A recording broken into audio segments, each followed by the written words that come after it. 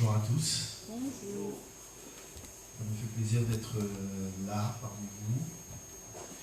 Je veux remercier avant tout Dieu qui a pu me donner un message, parce que lorsque le pasteur m'a dit que j'allais monter sur la chaire pour partager une parole, il m'a dit ça il y a 2 semaines, et je méditais, je priais, je parlais avec le Saint-Esprit, et il y avait rien qui venait au début. J'ai dit Seigneur, je ne vais quand même pas monter à la chaire avec aucun message. Je ne suis pas encore prêt pour ce genre d'exercice. Et finalement, il m'a donné un message. Gloire à Dieu. Amen. Donc, le message que j'ai envie de vous partager aujourd'hui, c'est le temps de Dieu. Amen. Amen.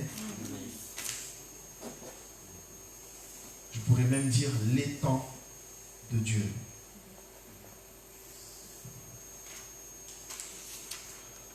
Ce qu'il faut savoir dans les temps de Dieu, en faisant mon étude, en faisant mes recherches, j'ai essayé de, synthétiser toutes les recherches que j'ai pu voir. J'ai lu pas mal de choses en une semaine, ça a été difficile, mais Dieu a permis que je puisse tirer quelque chose de bon. Et je voulais vous parler de 3 notions de temps que nous retrouvons dans la Bible. La première notion, c'est chronos, kéros, deuxième, et aion. Est-ce que vous connaissez ces 3 notions? Dites oui ou non. Est-ce que vous connaissez chronos? Je sais que des fois, il y a des frères et sœurs en Christ qui font des événements, des séminaires, généralement sur le temps kéros. Kéros, j'ai déjà vu ça dans des flyers chrétiens où il y avait des séminaires où on parlait du kéros. Est-ce que vous connaissez ce terme? Non. Aion? Non. Non plus. Ok, donc on va voir ça aujourd'hui, on va voir ça ce matin. Que Dieu puisse nous aider, nous ouvrir encore l'intelligence. Au nom de Jésus-Christ. Amen. Amen. Ce qu'il faut savoir, avant toute chose, c'est que le temps est quelque chose que l'être humain a pu calculer, mais ce n'est pas palpable. Le temps, ce n'est pas quelque chose que l'être humain maîtrise. J'ai pris tout simplement plusieurs définitions sur le dictionnaire, comme j'aime bien faire. La première, c'est une notion fondamentale, conçue comme un milieu infini dans lequel se succèdent les événements. Situer une histoire dans le temps. 2, c'est un mouvement ininterrompu par lequel le présent devient le passé, considéré souvent comme une force agissant sur le monde, sur les êtres. Vous oublierez avec le temps. C'est une durée considérée comme une quantité mesurable. Ce procédé nous fera gagner du temps. Donc nous voyons que le temps, c'est quelque chose que nous vivons avec. C'est quelque chose en fait qui a démarré à un moment T et qui va s'arrêter à un moment T. Parce que l'être humain est limité par le temps. Nous savons que la Bible dit que l'être humain peut vivre pour les plus robustes jusqu'à 90, 100 ans il me semble.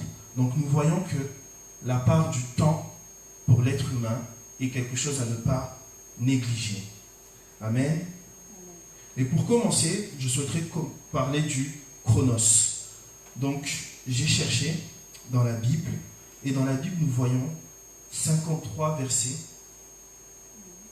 qui parlent du temps chronos.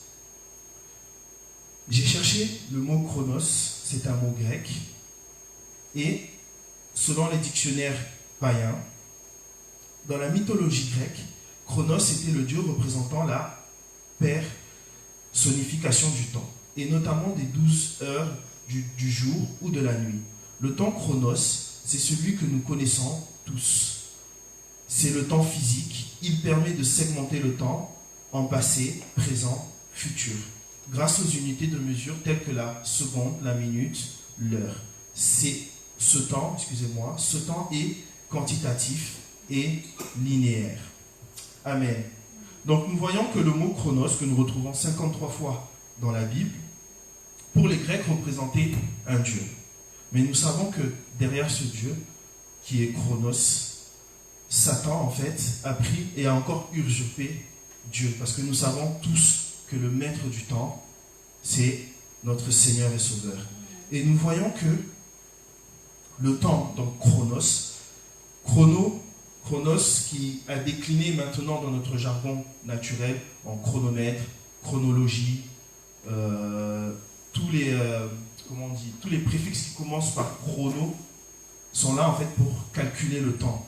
Et nous voyons que ce temps est un temps quantitatif et linéaire.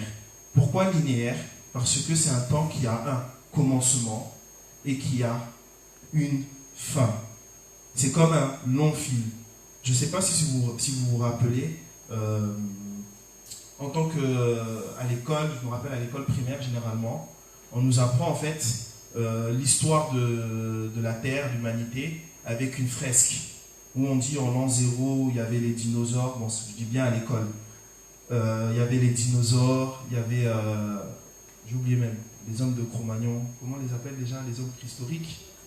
Ouais, les hommes préhistoriques, après ça a avancé, on est arrivé à l'âge du Moyen-Âge, après l'âge des Lumières.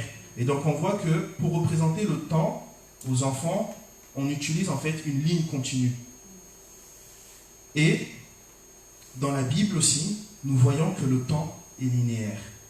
J'ai pris comme verset Genèse 1, parce que nous voyons que lorsque Dieu créa les cieux et la terre, on peut le lire tous ensemble, Genèse 1, versets 1 à 5. La Bible déclare, au commencement, Dieu créa les cieux et la terre. La terre était informe et vide. Il y avait des ténèbres à la surface de l'abîme, et l'Esprit de Dieu se mouvait au-dessus des eaux. Dieu dit que la lumière soit, et la lumière fut. Dieu vit que la lumière était bonne, et Dieu sépara la lumière d'avec les ténèbres. Dieu appela le premier jour, et il appela les ténèbres nuit.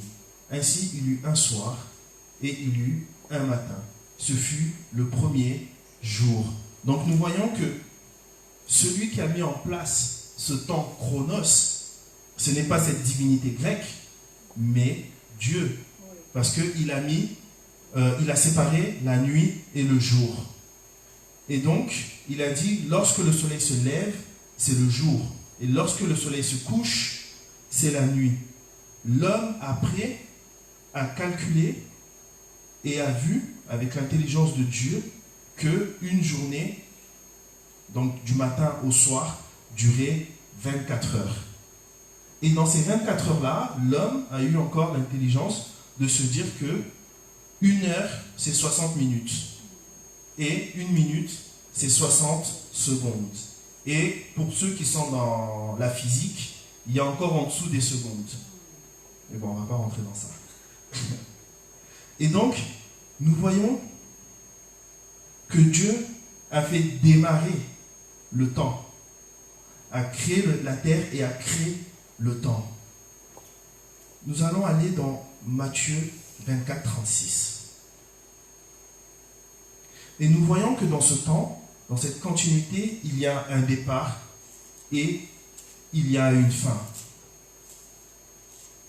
Non pas que lorsque Dieu a créé la terre, il pensait déjà à l'extinction de l'humanité, mais lorsque Dieu a créé la terre et les hommes, c'était pour qu'ils puissent dominer sur toutes choses. Et nous savons que lorsque Adam a péché, ça a finalement bousculé les plans de Dieu et la mort est rentrée dans le monde. Et c'est cette mort-là, en fait, qui fait que nous ne sommes plus des êtres, comment dirais-je, éternels. Nos corps ne sont plus éternels parce que, selon ma pensée à moi, lorsque Dieu a créé Adam, il a créé éternel pour que son corps puisse vivre éternellement. Mais pendant la chute, à la chute de Adam, Dieu a dit que le corps ne sera plus éternel. C'est pour ça que lorsque Dieu reviendra, il changera notre corps en corps de gloire afin que nous puissions vivre éternellement avec lui. Et donc nous voyons dans Matthieu 24, verset 36, lorsque nous voyons que Jésus parle de la fin du monde, Il dit, pour ce qui est du jour et de l'heure, personne ne le sait, ni les anges des cieux, mais le Père seul. Donc là, Jésus nous explique que personne ne connaît la date. Personne ne connaît le jour où ça sera la fin de ce monde. Je ne dis pas que Dieu va détruire la terre, mais ce monde, ce système de pensée, le monde, Satan, Dieu a mis une date afin de détruire toute chose, pour tout redémarrer. Amen. Nous voyons également dans Acte 1,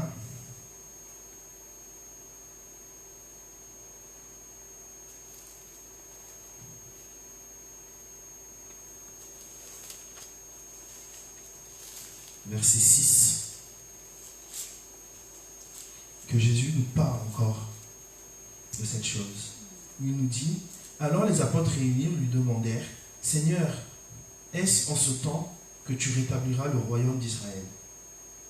Il leur répondit, ce n'est pas à vous de connaître les temps ou les moments que le Père a fixés de sa propre autorité.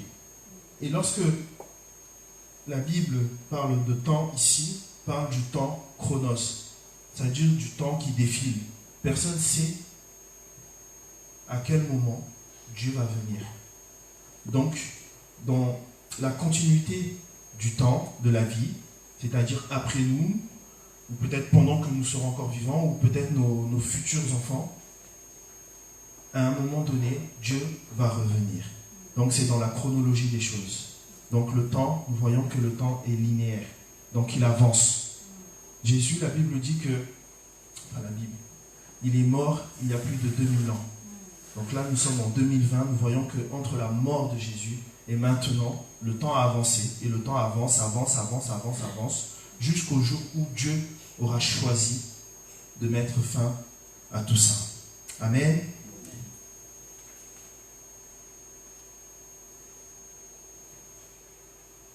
La deuxième notion du temps, c'est le temps kéros. Kéros, K-A-I. Ah, vous voulez peut-être que je vous appelle Chronos. Alors attendez. Chronos, c'est C-H-R-O-N-O-S. Et Kéros, c'est K-A-I-R-O-S.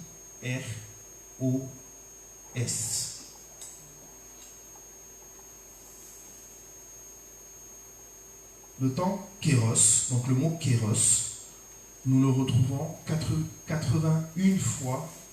Il y a 81 versets dans la Bible. Généralement, c'est dans le Nouveau Testament, parce que c'est des mots grecs, et nous savons que l'Ancien Testament a été écrit en hébreu. Alors, le temps kéros est un temps métaphysique. C'est le point de basculement décisif avec une notion d'avant et après, où quelque chose de spécial arrive. Par exemple, vous êtes déjà dit, maintenant, c'est le moment pour agir, sans qu'il n'y ait d'éléments d'objectif validant cette affirmation. Cela est en effet l'expression de la sensation du temps kéros. Contrairement à Chronos, le temps kéros n'est pas linéaire, il est qualitatif. C'est le temps entre, il ne se mesure pas, il est immatériel et se ressent. C'est une autre dimension du temps qui crée de la profondeur dans l'instant. Comme je vous ai dit, moi personnellement, j'ai vu des séminaires où certains frères et sœurs en Christ nous parlent du temps kéros. Kéros, qui veut dire en fait le bon moment. C'est le temps opportun. J'ai regardé dans le dictionnaire biblique, la Bible dit que, enfin dans le dictionnaire biblique, c'est une mesure de temps plus ou moins grande, portion de temps de là. Un temps fixé et défini, une époque décisive attendue, le temps favorable et opportun, le temps convenable, une période limitée de temps, c'est que le temps apporte l'état du temps, les choses et événements dans le temps. Amen. Comment dirais-je? Lorsque nous voyons donc le mot kéros dans la Bible, ce qu'il faut savoir en tant êtres humains, c'est que nous avons déjà tous vécu des temps kéros. Le temps kéros, c'est à un moment donné, à une situation donnée, il faut prendre une décision. Une décision. Et selon la décision que nous prenons, selon le moment que nous vivons, ce temps-là va soit être favorable pour nous, soit il va être défavorable. Amen. On va voir ça à travers la Bible. On va prendre tout d'abord Matthieu 16, 2, verset 3. 2 et 3, pardon.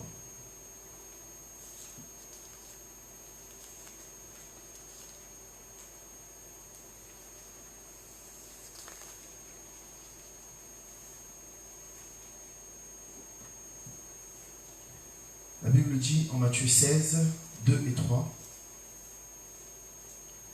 Les pharisiens et les sadducéens abordèrent Jésus et l'éprouvèrent et lui demandant de faire voir un signe venant du ciel. Jésus leur répondit, le soir vous dites il fera beau, car le ciel est rouge, et le matin il y aura l'orage. Aujourd'hui, car le ciel est d'un rouge sombre. Hypocrite, vous savez discerner l'aspect du ciel, et vous ne pouvez discerner les signes des temps. Et le mot temps ici, c'est le mot kéros. Une génération méchante et adultère demande un miracle, mais il ne sera donné d'autre miracle que celui de Jonas. Donc nous voyons dans ce passage-là que les pharisiens, les sadducéens, ils sont venus voir Jésus pour le mettre à l'épreuve. Ils voulaient voir tout simplement Jésus agir. Que Jésus fasse quelque chose de spontané, quelque chose qui prouve que c'est bien le Fils de Dieu. Mais Jésus, dans toute sa sagesse, il dit, en gros, je ne vais rien faire devant vous maintenant.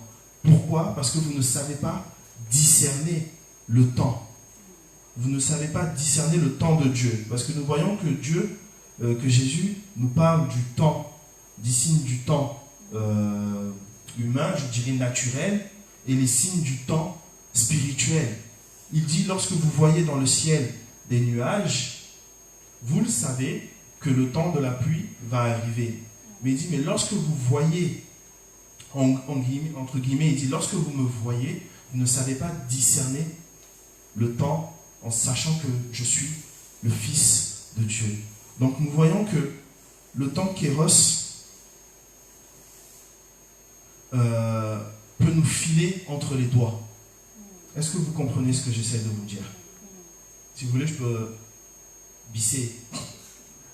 Donc, nous voyons que le temps kéros, lorsque Dieu choisit un moment, la Bible dit en Jean que Jésus est venu parmi les siens, mais les siens ne l'ont pas reconnu. Donc, à un moment donné, à un temps convenable, Dieu le Père a envoyé Jésus-Christ. Et Jésus-Christ est notre kéros. Parce que lorsque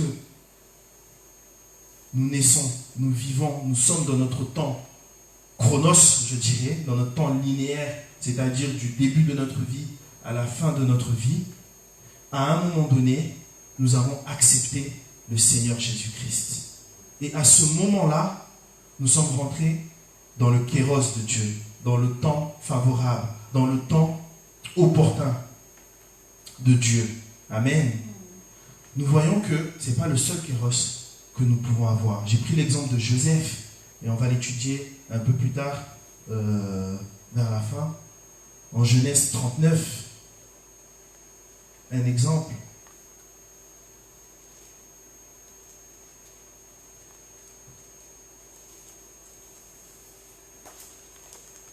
Genèse 39, c'est au moment où Joseph était, donc il avait déjà été vendu par ses frères, et il s'est retrouvé dans la maison de Potiphar. La Bible dit, on fit descendre Joseph en Égypte, et Potiphar, officier de Pharaon, chef des gardes égyptiens, l'acheta des Ismaélites, qu'il y avait fait descendre. L'Éternel fut avec lui, la prospérité l'accompagna. Il habitait dans la maison de son maître, l'Égyptien. Son maître vit que l'Éternel était avec lui, et que l'Éternel faisait prospérer entre ses mains tout ce qu'il entreprenait. Joseph trouva grâce aux yeux de son maître, qu'il employa à son service. l'établit sur sa maison et lui confia tout ce qu'il possédait. Dès que Potiphar l'eut établi sur sa maison et sur tout ce qu'il possédait, l'Éternel bénit la maison de l'Égyptien à cause de Joseph. Et la bénédiction de l'Éternel fut sur tout ce qui lui appartenait, soit la maison, soit au champ. Il abandonna aux mains de Joseph tout ce qui lui appartenait, et il n'avait avec lui d'autre soin que de celui de prendre sa nourriture. Or Joseph était beau de taille et beau de figure.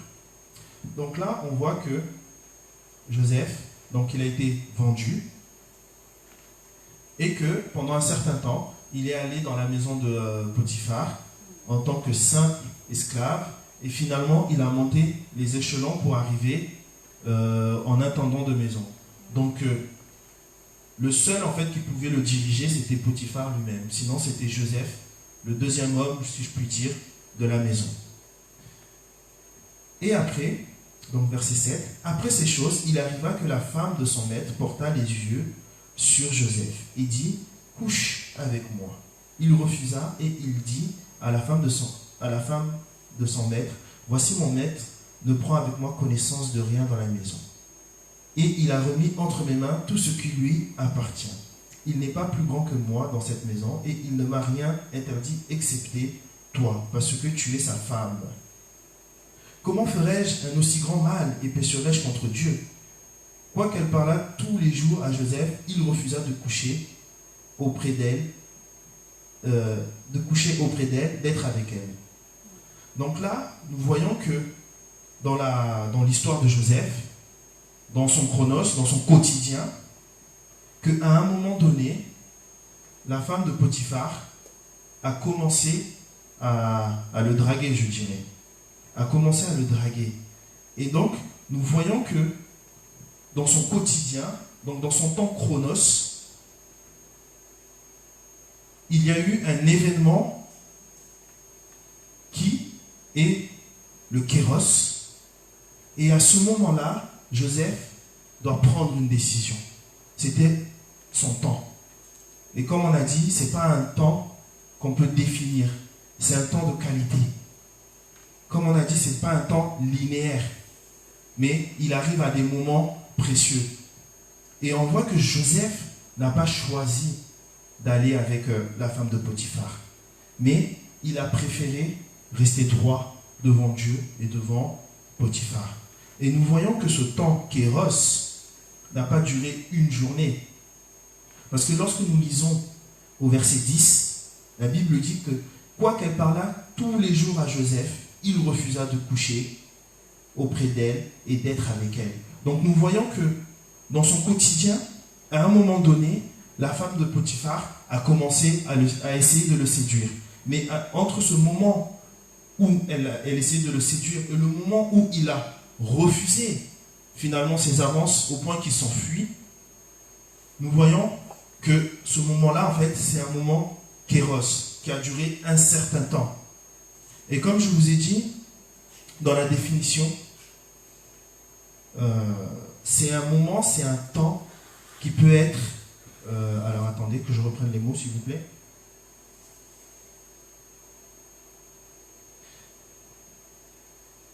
C'est un temps, voilà, qui ne se mesure pas. Ça veut dire que ça peut durer des mois.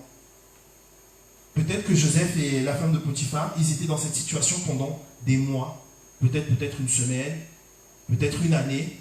Mais en tout cas, ce moment déclencheur, en fait, a bouleversé le quotidien de Joseph. Mais gloire à Dieu, Joseph n'est pas tombé. Amen. La Bible dit... alors attendez un instant. Excusez-moi. On va passer au troisième point, qui est le temps Aion. A-I-O-N. Aion. Sur celui-là, je ne vais pas m'attarder parce que c'est quelque chose que pas qu'on connaît, mais vous allez voir, c'est pas là le cœur de mon message. Le temps Aion, donc on retrouve 100 versets dans la Bible.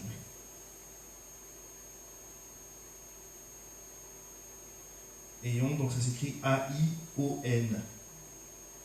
Donc Aion est également une divinité grecque associée au temps, au cercle englobant l'univers.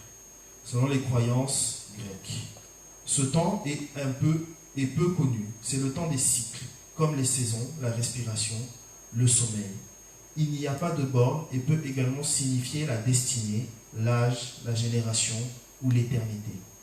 On retrouve notamment le terme ayant en géologie. Il désigne une période indéfinie longue, telle que les phases géologiques de formation de la Terre. Donc, le temps ayant, c'est un temps qui est cyclique, à l'inverse du temps kéros, qui est linéaire. Vous comprenez? Lorsqu'on dit cyclique, c'est-à-dire que ça revient à chaque fois. Le fait de dire cyclique, c'est cercle. Et un cercle, en fait, c'est que c'est sans fin, quoi. Ça tourne toujours autour de lui. Et donc, c'est un temps comme les saisons. Une saison, nous savons qu'il y a 4 saisons. Été, automne, hiver et printemps. 4 saisons. Et chaque année, nous retrouvons les 4 saisons. Nous savons également qu'en tant que chrétiens, nous pouvons fonctionner à travers les saisons. Des saisons que Dieu peut mettre en place afin de nous faire grandir, pousser. Nous allons voir ça un peu plus tard. Nous allons prendre tout d'abord Ecclésiaste 1.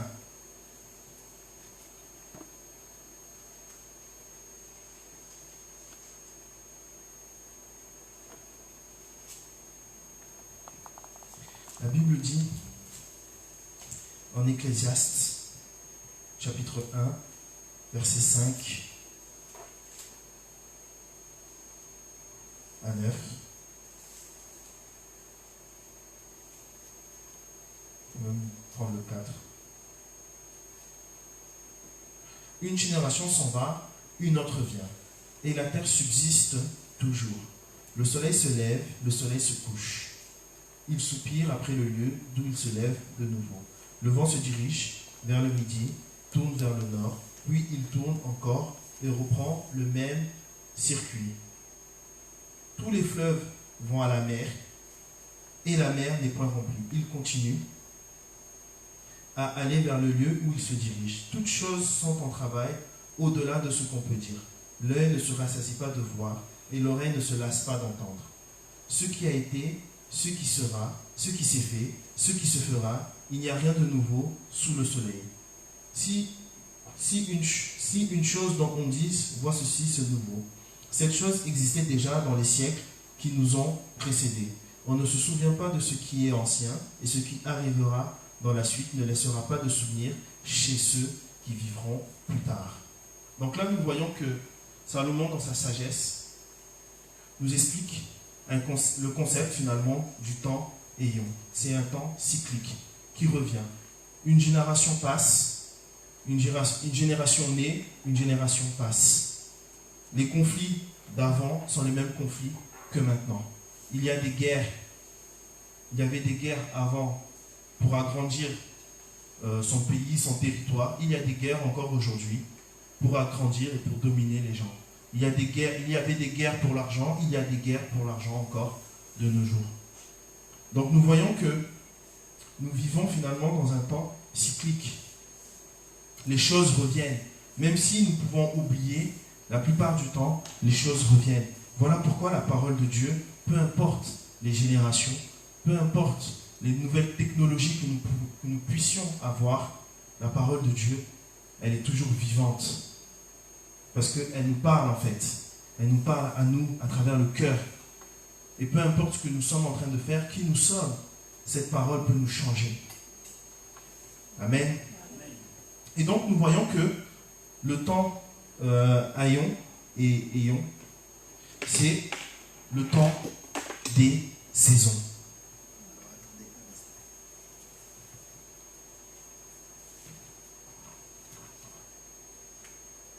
Nous voyons dans la Bible, donc je vous ai dit, on le retrouve 100 fois. On retrouve 100 versets du temps ayant. J'ai pris dictionnaire biblique également pour voir le mot ayons, qu'est-ce qu'on a traduit dans la Bible. Il dit pour toujours, perpétuité, du temps, éternité, les mondes, l'univers, période de temps, âge. Donc nous retrouvons finalement ce mot temps, ayons, lorsque nous parlons de Dieu, lorsque nous disons que c'est un Dieu éternel. Donc nous retrouvons ce mot ayons. Matthieu 6, 13. J'ai pris deux exemples.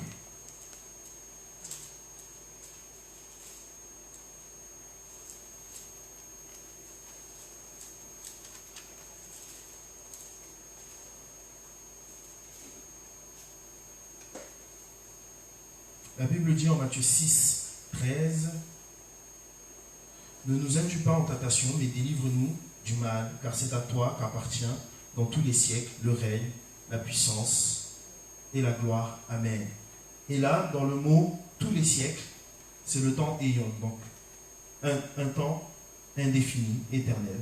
C'est une période qui ne terminera jamais. Nous voyons également en Jean 6, 58,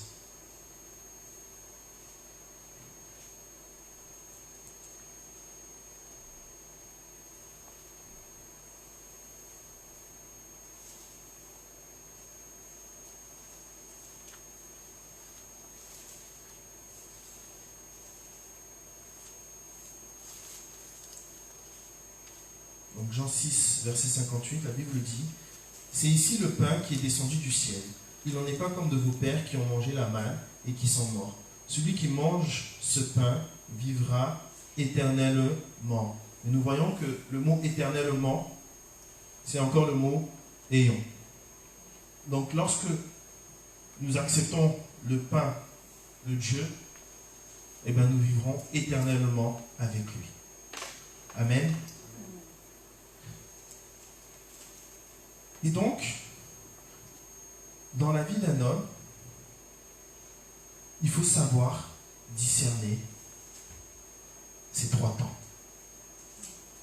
Parce que ces temps, je dirais, sont indépendantes les unes des autres, mais les trois peuvent nous affecter et nous toucher.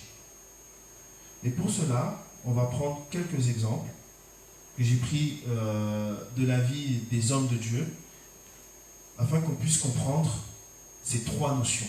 Parce que je souhaite vraiment qu'à la fin de ce culte aujourd'hui, que nous puissions discerner, comme nous avons pu voir en Matthieu. Ne savez-vous pas discerner? Donc il faut que nous puissions discerner finalement les temps. Amen. Donc j'ai pris pour exemple Joseph au début, où nous voyons que Joseph, si nous parcourons sa vie, nous voyons que Joseph est issu de la tribu, de la famille de Jacob.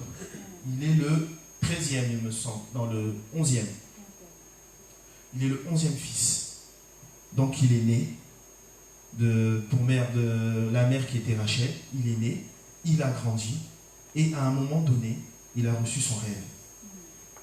Et dans ce rêve-là, il disait qu'il voyait de la paille se prosterner devant lui. Et comment? Ouais, les germes de blé, merci. Et nous voyons que toutes ces choses ont mis en horreur, finalement, ses frères. Et donc, dans son quotidien, il vivait son adolescence, je peux dire. Et un jour, son père lui a demandé, va voir tes frères, parce que ça fait un moment que il devait leur apporter quelque chose, il me semble. Et donc, dans sa vie quotidienne, donc dans son temps chronos, il est parti rejoindre ses frères et ses sœurs.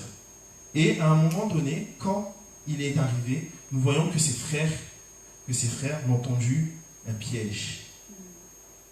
Et nous voyons que dans ce piège, il est rentré dans un temps nouveau. C'est-à-dire tout ce qu'il avait pu connaître auparavant, en fait, à cet instant-là, ça a changé, c'est fini. Ses frères l'ont vendu. Donc de ce temps kéros, il a passé un autre cap, une nouvelle saison. Il est devenu esclave. Vous êtes d'accord avec moi? Vous me suivez? Il est devenu esclave chez Potiphar. Le fait qu'il soit devenu esclave chez Potiphar, il est rentré dans un nouveau quotidien, je dirais, dans un nouveau chronos. Il a commencé simple esclave, il est monté jusqu'à, comme j'ai dit, intendant, deuxième homme. La femme de Potiphar a essayé de le séduire. Ok? Et comme on a dit tantôt, il n'est pas tombé dans ce piège. Il a choisi de suivre Dieu. Comme je vous ai dit tantôt, il était dans un nouveau kéros. Mais finalement, il a pris la bonne décision de suivre Dieu. Et suite à ça, son monde a encore changé. Parce que de là où il était, son ayant, entre guillemets, sa saison a changé également. Et on voit qu'à chaque fois que Joseph change de saison, il augmente, il grandit spirituellement. Et il s'attend encore davantage. Il met encore plus de foi dans le Seigneur. Et nous voyons que Joseph a atterri maintenant dans la prison. Normalement, si je vous laisse continuer l'histoire, je pense que là, vous commencez à comprendre. Dans cette prison, il est rentré encore dans un nouveau quotidien, dans un nouveau chronos, où il était simple prisonnier. Et finalement, il a commencé à manifester la vie de Dieu dans cette prison. Et il est devenu également encore chef prisonnier, si je puis dire, au point où les gardes le faisaient confiance. Et lorsque les deux serviteurs de l'Égyptien sont venus, oui c'est ça, le maître du vin et celui qui fait le vent, je crois, sont venus. Celui qui fait du pain? Ah. Oui, voilà. Est venu, nous voyons que Joseph a encore vécu à un moment. Il est rentré dans un nouveau kéros. Excusez-moi. Et nous voyons que il a encore grandi au point de devenir finalement premier ministre de l'Égypte. Donc Joseph, à chaque moment de sa vie, à chaque moment, à chaque étape de sa vie, à chaque kéros, je dirais, il a su prendre la bonne décision. Il a pris la bonne décision, mais il a pu discerner les choses. Il a pu discerner que ce moment-là, ce n'est pas un moment que je dois négliger. La décision que je dois prendre, ce n'est pas une décision qu'il pouvait prendre à la légère. Il n'a pas choisi finalement la facilité. Il a choisi ce que Dieu voulait. Amen. Nous voyons, excusez-moi,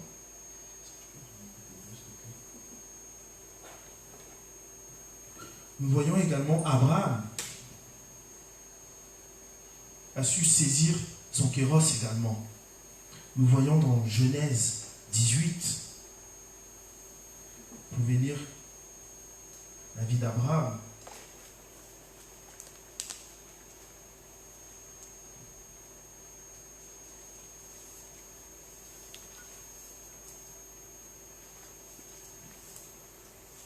Dans Genèse 18, c'est l'histoire de...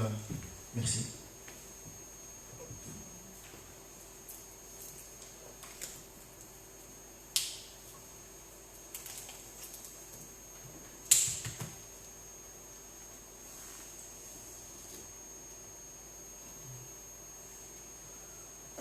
Genèse 18, c'est l'histoire d'Abraham lorsqu'il voit les trois anges.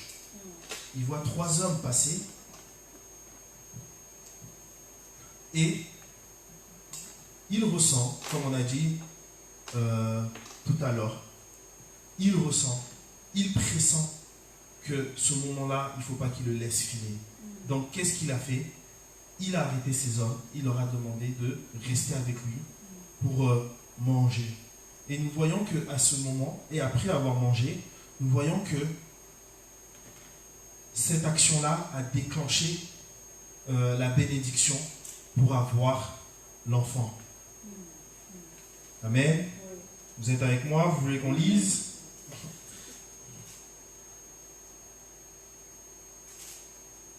Et nous voyons qu'à ce moment-là, ils ont dit, les trois hommes ont dit, l'année prochaine, à cette même période, tu auras un enfant. Et nous voyons que Abraham a senti que il fallait qu'il, entre guillemets, qu'il ne lâche rien.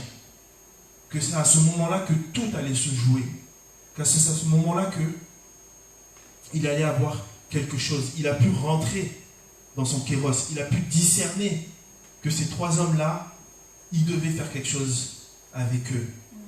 Nous voyons également dans Jacob, l'histoire de Jacob en Genèse 32, 25 à 29, lorsque Jacob se bat avec l'ange, il s'est battu, il a combattu, il s'est frappé, et à un moment donné, il a dit non, cet être-là, c'est quelqu'un c'est pas un être humain. Il a dit, je ne le laisserai pas partir tant qu'il ne m'aura pas béni. Et nous voyons que l'ange se bat. Au début, c'était un combat, mais finalement, l'ange en avait marre de se battre. Il voulait juste s'échapper, mais Jacob a réussi à le bloquer. Et nous voyons que cet ange a béni Jacob. Et Jacob a pu rentrer dans une nouvelle destinée, dans une nouvelle saison où il n'était plus Jacob, mais il est devenu Israël. Excusez-moi. Nous pouvons voir également la vie de David, Samuel, tout homme finalement. Nous vivons ces trois temps. Le temps chronos, le temps kéros et le temps aion. Ce changement de saison. Nous voyons Samuel, ça on va le lire, 1 Samuel 15.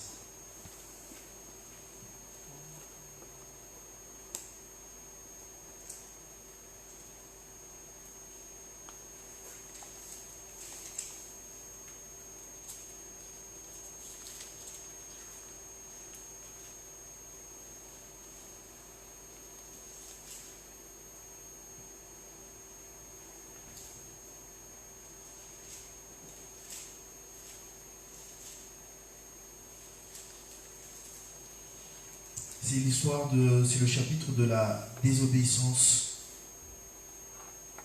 de Samuel. Excusez-moi, Saül.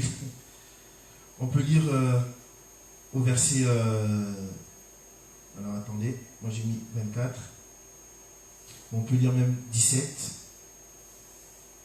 On va lire plutôt, excusez-moi, à 14. Qu'est-ce que donc que ces bêtes d'Aubry parviennent à mes oreilles, mugissent des bœufs?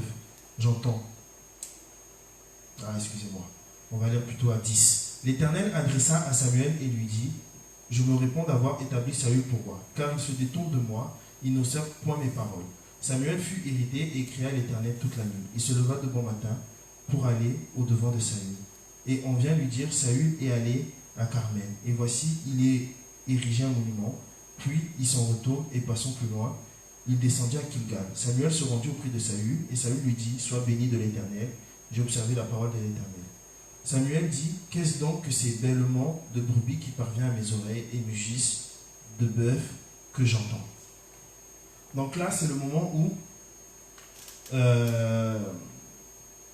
Samuel avait demandé à Saül d'aller en guerre et de vouer en fait le pays en interdit. Et lorsque Dieu dit que ce pays est voué en interdit, ça veut dire qu'on tue tout.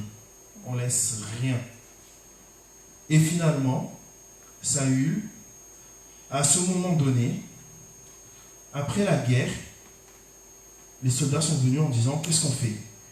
Saül, au lieu de suivre finalement, lorsqu'il est rentré dans son kéros, au lieu de suivre finalement la parole de Dieu, il a choisi comment dirais-je, son propre désir. Il a choisi lui-même de garder les bœufs pour qu'il puisse, entre guillemets, les manger. Il a voulu faire plaisir finalement, se faire plaisir et faire plaisir à ses soldats. Et nous voyons que par 2 fois, il a fauté quasiment coup pour coup. Et nous voyons comment Dieu a destitué Saül, et nous connaissons tous la chute de Saül. Pareil, et également pour Samson. Nous voyons que Samson avait une destinée, une grande destinée. Dieu lui a dit qu'il serait l'un des premiers libérateurs d'Israël contre les Philistins. Dans sa vie de tous les jours, il s'est marié par 2 fois avec une Philistine.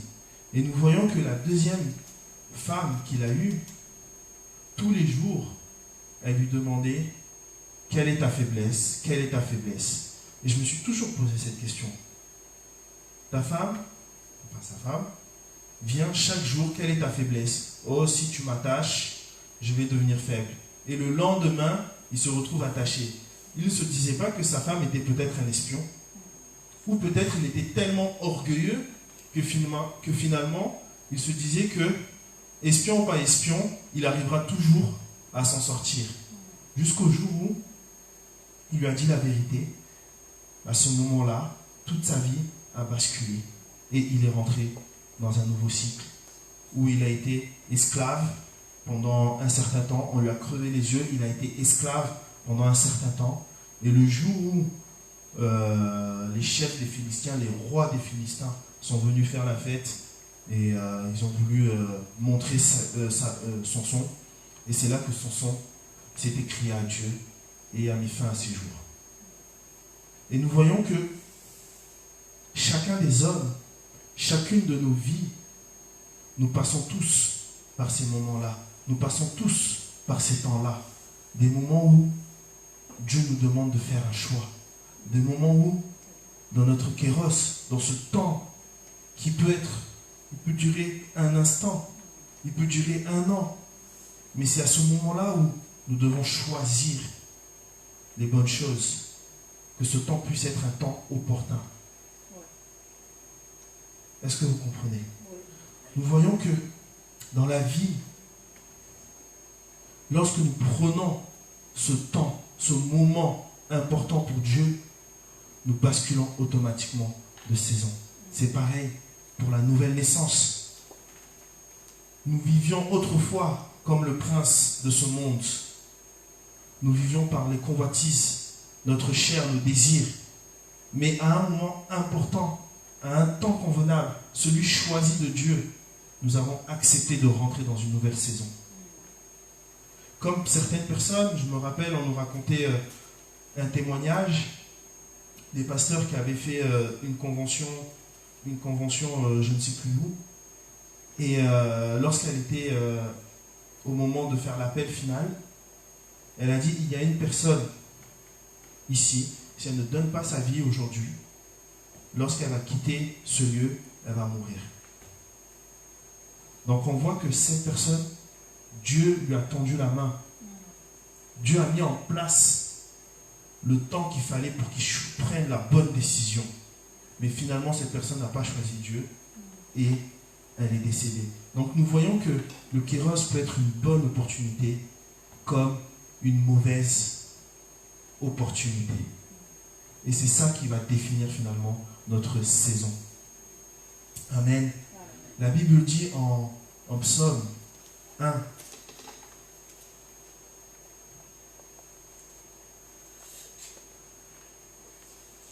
en Psaume 1, on peut lire tout le chapitre. On peut lire de 1 à 3. Heureux l'homme qui marche pas selon le conseil des méchants, qui ne s'arrête pas sur la voie des pécheurs, et qui ne s'assied pas en compagnie des moqueurs, mais qui trouve son plaisir dans la loi de l'Éternel, et qui la médite jour et nuit. Il est comme un arbre planté près d'un courant d'eau, qui donne son fruit en sa saison, et dont le feuillage ne flétrit point. Tout ce qu'il fait, lui, réussit.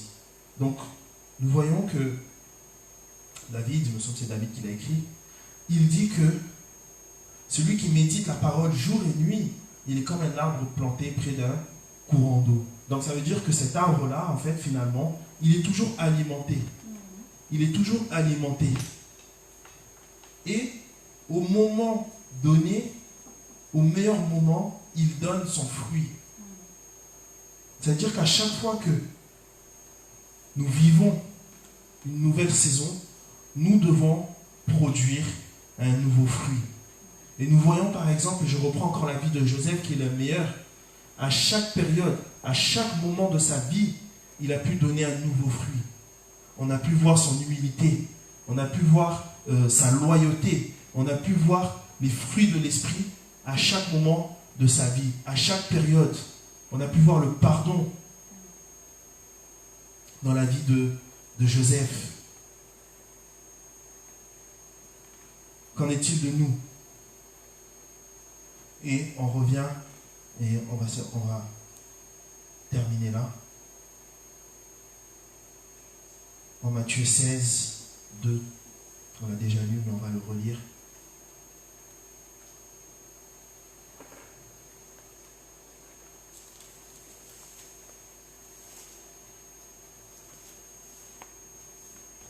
La Bible dit,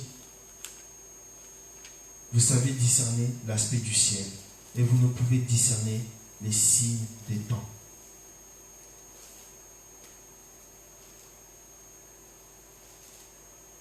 Normalement, c'est quelque chose que nous devons. Nous avons la capacité de discerner les temps. La Bible dit en 1 Chronique 12, 33, les fils d'Isaacar ayant l'intelligence des temps pour savoir ce que devait faire Israël, de son chef et tous les frères sous leur ordre. Et normalement, si vous avez bien suivi les derniers enseignements, vous savez ce que c'est l'intelligence. C'est le discernement qui fait partie de la sagesse. Donc nous voyons que, afin de pouvoir discerner le temps, pour savoir ce que nous devons faire, nous devons avoir cette sagesse, cette intelligence, pour pouvoir vivre selon le plan de Dieu, pour pouvoir discerner les bonnes ou les mauvaises choses, discerner les temps, où j'en suis dans ma vie. Est-ce que les décisions que j'ai prises sont bonnes?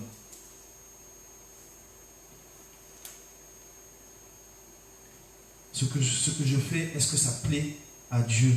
Qu'est-ce que Dieu m'a dit? Une vie qui n'a pas de...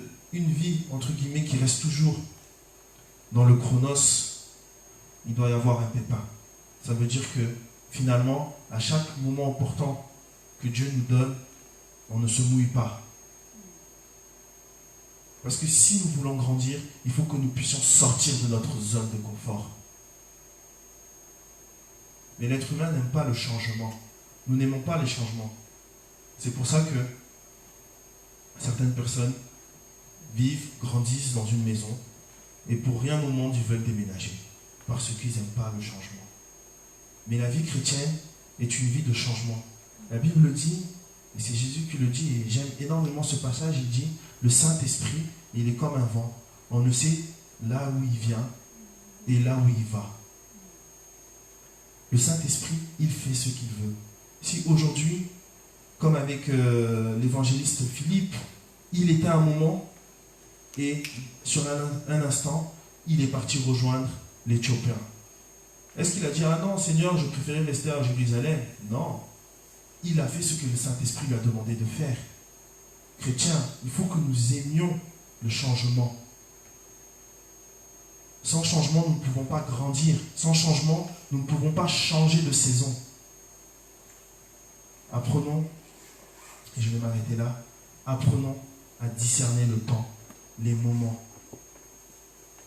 Et lorsque ces moments arrivent, ne vivons pas comme le dernier chronos, mais rentrons dans notre nouvelle saison afin de produire un nouveau fruit. Amen. On va incliner nos têtes, on va prier, on va remercier le Seigneur. On va également demander au Seigneur de nous aider encore dans cette fin d'année, dans cette nouvelle année. Nous rentrons dans une nouvelle année. Généralement, dans les nouvelles années, les gens dans ce monde font toujours le point. Ils font le point, ils font le bilan de l'année, même si nous savons que le coronavirus a bouleversé pas mal de choses, mais il faut quand même tirer des choses. Parce que Corona ou pas Corona, nous avons tous besoin de manger, vivre, nous travaillons tous, nous pouvons tous servir le Seigneur, même si le Corona est là. Et ce n'est pas une excuse de dire que le Corona est là et j'ai gâché mon année. Donc, prenons le temps de réfléchir, de penser, de déterminer à quelle saison nous sommes, personnellement et dans l'Église, et être prêt à accepter le changement. Prions. Éternel Père, Dieu de gloire, je veux te remercier encore, Seigneur, pour ce moment que nous avons passé entre tes saintes mains, Seigneur. Merci, Seigneur, pour cette parole, Seigneur, que tu nous as donnée encore en cette matinée. Merci, Seigneur, parce que tu nous as montré encore, Seigneur, les trois notions du temps, Seigneur. Le chronos, le kéros et le éon, Seigneur. Seigneur, permets, Seigneur, que nous puissions, Seigneur, discerner, Seigneur, le moment, Seigneur, où nous sommes, le moment où nous vivons, Seigneur. Oh, Éternel, peu importe la saison, Seigneur, de chaque personne, Seigneur, que nous puissions produire, Seigneur, un fruit, Seigneur, pour cette saison, Seigneur. Oh oui, Éternel Père, Dieu de gloire, Seigneur. C'est toi, Seigneur, qui connais toutes choses, Seigneur. C'est toi, Seigneur, qui connais toute date, Seigneur. C'est toi, Seigneur, qui connais tous les plans, Seigneur. Permets, Seigneur, que nous puissions encore grandir, Seigneur. Permets, Seigneur, que nous puissions encore changer d'étape, Seigneur, dans notre vie. Changer de saison, Seigneur, afin de manifester encore davantage de fruits. Afin de grandir, Seigneur, encore spirituellement, Seigneur. Que nos vies, Seigneur, ne soient pas monotones, Seigneur. Que nos vies ne soient pas linéaires, Seigneur. Mais que nos vies, Seigneur, soient une vie comme le Saint-Esprit, Seigneur. Que nous puissions aller, Seigneur, là où tu nous envoies, Seigneur. Parce que tu dis, Seigneur, dans ta parole, que tous ceux qui sont conduits par l'Esprit de Dieu sont filles et fils de Dieu, Seigneur. Oh oui, Éternel, c'est toi qui nous conduis, Seigneur. Que tu puisses nous amener, Seigneur, là où tu veux, là où tu souhaites, Seigneur. Nous voulons, Seigneur, encore plus de toi, Seigneur, pour cette fin d'année et pour cette nouvelle année, Seigneur, qui va rentrer, qui va arriver, Seigneur. Merci, Seigneur Jésus, parce que c'est toi qui ouvres nos yeux, Seigneur. C'est toi qui nous accordes, Seigneur, encore la sagesse, l'intelligence, Seigneur. Oh oui, Seigneur, nous laissons toutes choses, Seigneur, entre tes saintes mains. Seigneur, nous voulons également, Seigneur, penser à tous nos frères et sœurs, Seigneur, qui sont restés à la maison, Seigneur. Que tu puisses encore les visiter, Seigneur. Que tu puisses nous bénir, Seigneur, tout à chacun, Seigneur. Afin que ensemble, Seigneur, l'Église, Seigneur, Victoire, Seigneur, puisse encore passer une nouvelle saison, Seigneur. Oh oui, Seigneur, que cette Église puisse encore produire, Seigneur, des nouveaux fruits, Seigneur, pour ta gloire, Seigneur. Que nous puissions accepter, Seigneur, le changement, Seigneur. Que nous puissions accepter, Seigneur, de sortir de notre zone de confort, Seigneur, afin de te suivre, Seigneur. Merci, Seigneur, parce que c'est toi qui nous as aimés le premier. Merci, Seigneur, parce que tu ne nous laisses pas, tu ne nous abandonnes pas. Et c'est toi qui nous changes à jamais. Pour tout ce que tu fais, nous voulons encore te remercier dans le nom de Jésus-Christ. Amen. Soyez bénis.